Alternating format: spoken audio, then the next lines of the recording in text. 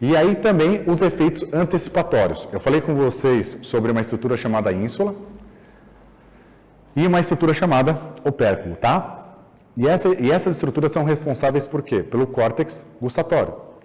Quando o indivíduo observa um alimento, ele já tem ativação nessas estruturas de uma forma mais expressiva para tentar recapitular qual que é a experiência sensorial desse alimento.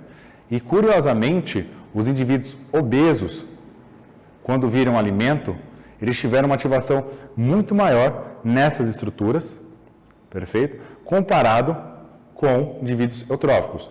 Tanto na estrutura que envolve o córtex gustatório primário, que aí também envolve a ínsula, quanto no núcleo caudado. O que o núcleo caudado faz mesmo? O núcleo caudado ele inicia o comportamento em direção a um determinado objetivo, no caso, o alimento. Então, quando a presença do alimento na frente do indivíduo, que já tem essa relação de experiência com o alimento mais fortificada, uma experiência mais intensificada, claro, eles padronizaram refeições antes para esses indivíduos, para não ter também o viés de estar cheio ou não. Os indivíduos obesos apresentaram maior atividade antecipatória. E além da atividade antecipatória, eles também apresentam atividade na representatividade do valor. Isso eu vou trazer para vocês em aula também. E quando eles consomem um alimento, o nível de atividade nessa representação acaba sendo maior.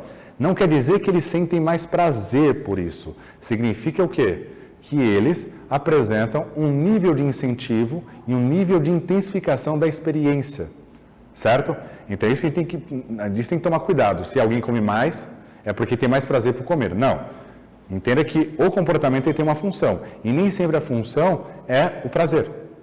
A função ela pode ser dada para diversos outros cenários que não necessariamente visam o prazer. Como eu falei para vocês, a eliminação do desconforto ou sustentar um comportamento que é habitual dentro de um determinado contexto, ou seja, um repertório condicionado. Certo? Então, entender que nem sempre o prazer é a resposta, é a base para motivar o sujeito a comer tal coisa. Mas a gente entende que há estruturas que foram condicionadas e agora são coordenadas para gerenciar o comportamento em direção à comida, em proporções e intensidades maiores de ativação. Isso também está relacionado ao contexto pelo qual ele vive. Certo? E é justamente esse ponto importante. Os indivíduos obesos, eles não têm uma experiência de prazer necessariamente maior que os indivíduos eutróficos. A gente vai discutir depois na aula presencial, na aula ao vivo, algumas teorias. Os indivíduos obesos apresentam mais desejos, eles apresentam maior incentivo com relação à alimentação ou com relação a estímulos que, direta ou indiretamente, sugerem o consumo de alimento, certo? Então, é mais o aspecto de motivação e incentivo do que propriamente o aspecto que envolve a experiência de prazer. E aí se dá justamente pela sensibilidade ao efeito que esses alimentos têm no sistema de recompensa. O que é essa sensibilidade? É justamente tornar o sujeito mais sugestivo, ou seja, suscetível ou vulnerável a esse cenário, certo? Então, a gente fala das teorias, e eu vou discutir isso com vocês daqui a pouco, o indivíduo obeso ele não come mais porque há excesso de prazer ou porque há ausência de prazer, e eles comem para compensar. Não, eles comem mais porque esse comportamento de consumo aumentado, ele pode ter um caráter que envolve essa sensibilidade aos estímulos maiores, mas isso é devido de uma relação que se tem com a comida, que essa se apresenta numa função para determinados contextos, onde foi aprendido na sua experiência pessoal, na sua história prévia de aprendizado, ontogenética, e também nas relações socioculturais. Certo? E aí entra uma outra estrutura bastante importante e bastante polêmica sobre a sua atividade quanto ao controle inibitório. E o que se tem em alguns dados? O que a gente tem que tomar cuidado nessa interpretação, tá, gente? A gente sabe que o córtex pré-frontal dorso-lateral ele é muito importante nesse cenário. Só que tem que entender que quando a gente está avaliando a função dessa estrutura, a gente tem que avaliar essa função com base em quê? Com base no paradigma ou no experimento que está sendo elaborado para esse paciente.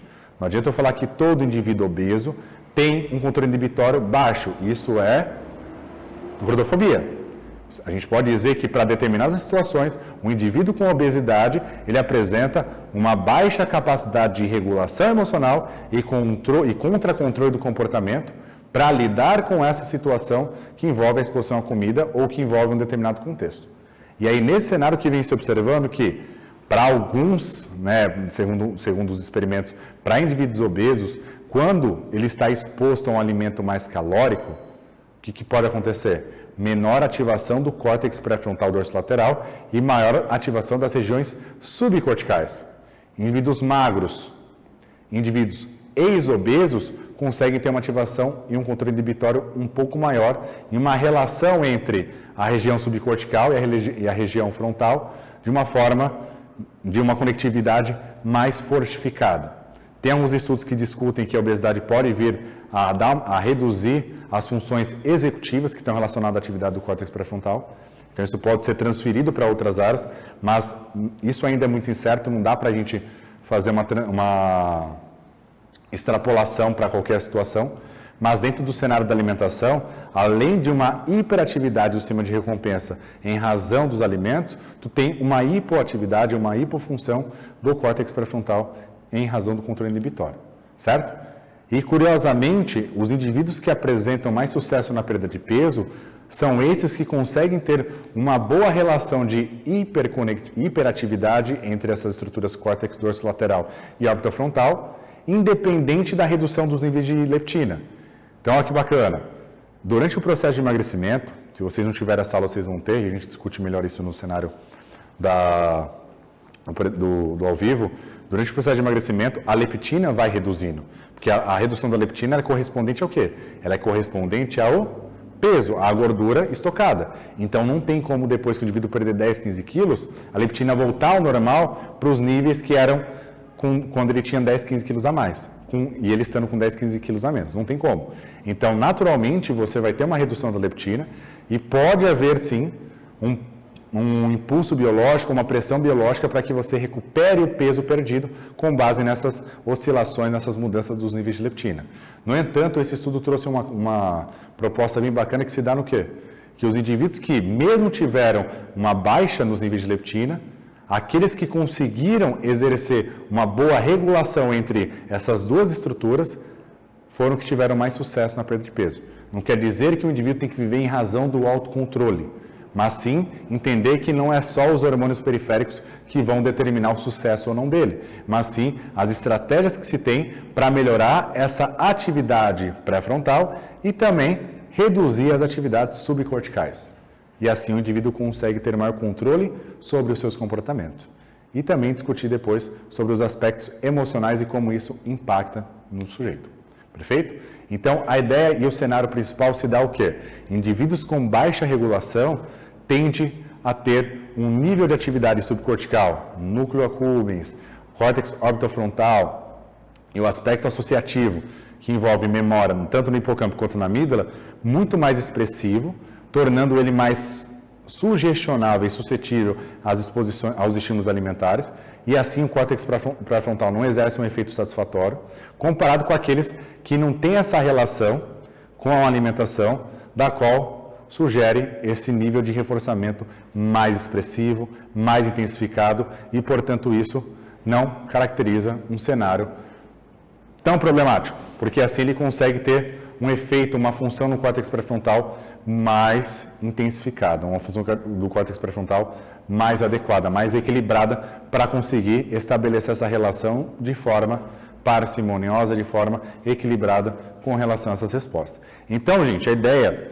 entendendo através dessas condições de como as coisas ocorrem, é a gente conseguir manipular o comportamento de forma que o indivíduo consiga alcançar melhores respostas adequadas, que essas também sejam reforçadas e fortalecidas, e também que a gente consiga entender quais variáveis que estão interferindo no sujeito, ou seja, quais variáveis estão impactando no comportamento do sujeito, para que a gente consiga então estabelecer estratégias que visam intervir nessas variáveis, melhorar a relação do sujeito com determinada variável e transformar a função.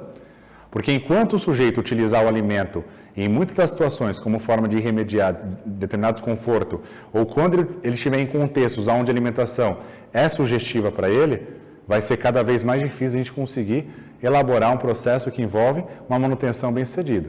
Então a ideia é fazer essa modificação nas variáveis, e, ao mesmo tempo, selecionar comportamentos através de um reforçamento diferencial para que ele consiga alcançar aquele comportamento-alvo que seja mais adequado. Só que não somente alcançar, fortalecer através do quê? Através do constante reforçamento daquilo que é importante para ele, manter e alcançar o objetivo, certo? E aí se dá nas estratégias que envolvem o entendimento dessas variáveis. E com o entendimento dessas variáveis, conseguimos então ter resultados mais satisfatórios. Mas para isso tem que entender que é o sujeito. Aqui é uma condição. A atividade dopaminérgica do núcleo accumbens, do órbito frontal, da amígdala, do hipocampo, eles são processos, eles são produtos resultantes dessa relação do sujeito.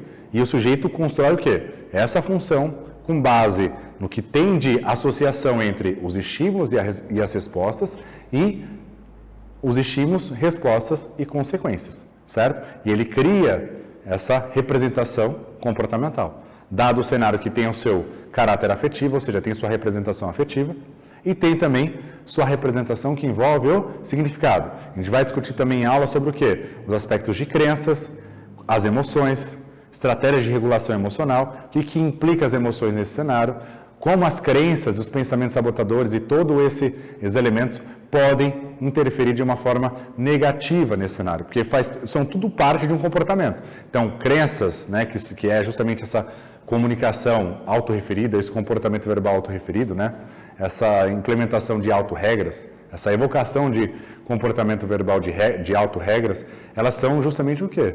Processos que foram selecionados durante a experiência do indivíduo com relação à comida. Então, aquele sujeito que pensa que não é capaz, que acha que não vive sem o doce, que é viciado em doce, né, utilizando até umas narrativas que acabam sustentando esse tipo de comportamento. Então, a própria narrativa é um comportamento. E qual que é a consequência? Validar a narrativa. Então, perceba que a sabotagem é quando o indivíduo evoca comportamentos de natureza privada, que é o comportamento verbal, e ele, então, reforça o próprio comportamento, fazendo o quê? Fazendo de acordo com o que a narrativa promove, com o que a narrativa propõe. E a narrativa também pode ser um estímulo antecedente, certo? Que caracteriza um comportamento subsequente que pode manter e sustentar isso, e reforçar isso. Então a ideia é justamente compreender qual que é o cenário que envolve o comportamento do sujeito. E não é modulando o neurotransmissor, mas é transformando a função e a relação do comportamento do sujeito com o seu ambiente e assim como também mudar as consequências, né? Controlar as consequências. E automaticamente, como resultado disso, muda-se então a atividade de neurotransmissores. Certo? Então a ideia se dá em olhar aquilo que é observável, aquilo que é passível de observação e de intervenção. Modular neurotransmissor em situações, ou seja, atuar na atividade neuroquímica do cérebro, é quando há cenários psicopatológicos preocupantes, que aí necessita de fato a intervenção farmacológica. Se há algum transtorno de humor, se há algum transtorno de ansiedade, se há um transtorno alimentar, né, e qual tipo que está ocorrendo. Então, isso tudo entra na parte da psicofarmacologia para justamente conseguir intervir e melhorar a condição do indivíduo para que ele consiga ter uma relação melhor com o meio e, através disso, vem as implementações por parte da nutrição, do profissional de educação física e da psicoterapia para conseguir agora manejar de uma maneira mais flexível. Enquanto o sujeito está preso em um cenário de resposta que compreende um transtorno, automaticamente ele fica mais rígido para a mudança. Em alguns cenários, quando entra com fármaco, vamos dizer que afrouxa. Então, a situação, a rigidez psicológica, ela acaba se afrouxando, ele fica mais flexível. E a partir dessa flexibilidade, ele consegue se abrir para novas possibilidades. Certo? Então, para a gente entender esse cenário, envolve a relação entre o aspecto cognitivo, o aspecto afetivo e o aspecto emocional. E a ideia se dá justamente nessa tríade. A construção entre a cognição, representação com base na memória, pensamento, narrativas, crenças, etc. No aspecto afetivo, que também envolve o sistema de recompensa, mas outras representações emocionais. E o aspecto homeostático, que surge através das mudanças periféricas decorrente de qualquer processo que envolva intervenção. Assim também decorrente de um aprendizado que envolve a relação do sujeito com o meio com o qual ele vive. Certo, galera? Galera, aguardo vocês na aula ao vivo. Espero que tenham gostado. Qualquer dúvida, estamos à disposição. Muito obrigado. A gente vai aprofundar bastante, mas eu espero que essa palhinha tenha atingido as expectativas e, consequentemente, tenham conseguido elucidar bastante coisas para vocês. Perfeito? Aguardo vocês na aula ao vivo.